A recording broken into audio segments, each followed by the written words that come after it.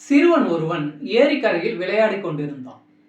அப்போது என்னை காப்பாற்று, என்னை காப்பாற்று என்று ஓர் அலறல். ஆற்றோர தண்ணீரில் வலைக்குள் சிக்கி இருக்கும் முதலை ஒன்று சிறுவனை பார்த்து பரிதாபமாக கதறியது.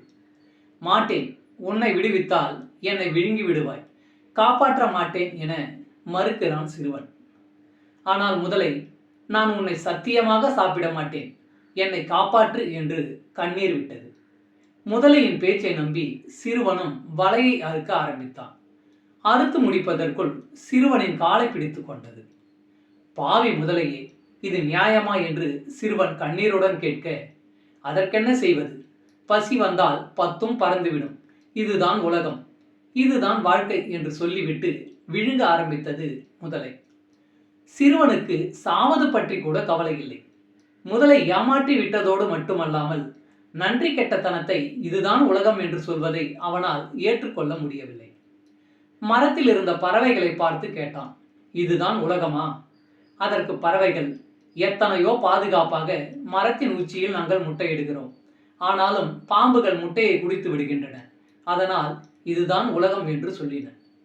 அங்கு மேய்ந்து கொண்டிருக்கும் கழுதையை பார்த்து கேட்கிறான், நாங்கள் இளமையாக இருந்த காலத்தில் அதிகப்படியான சுமைகளை சுமக்க செய்து அடித்து சக்கையாக வேலை வாங்குவார்கள்.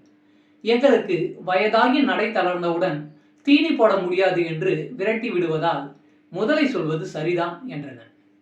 ஆடுகளை கேட்கிறான், எங்களுக்கு இறை போட்டு வளர்ப்பவர்களே எங்களை இரையாக்கி கொள்வதால் முதலை சொல்வதுதான் சரி என ஆமோதித்தன. கடைசியாக ஒரு முயலை பார்த்து கேட்டான், இதுவல்ல உலகம், முதலை பிதற்றுகிறது என முயல் சொல்ல முதலைக்கு கோபம் வந்து விடுகிறது.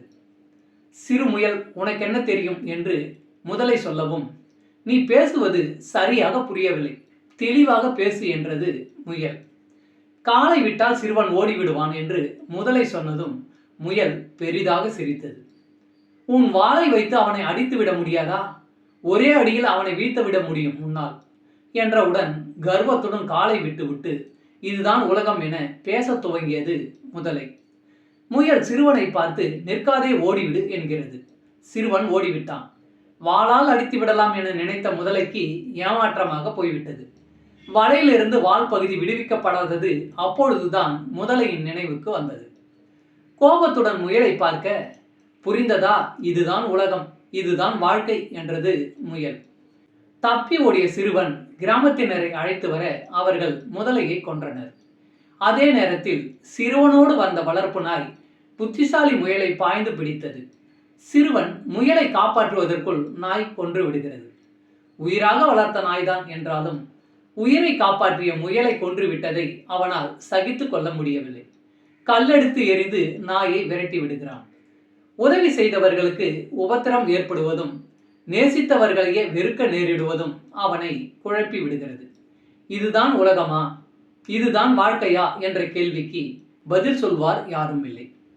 முன்னுக்கு பின் முரணானதாகவும் எதிரும் புதிருமான நிகழ்வுகள்தான் வாழ்க்கை.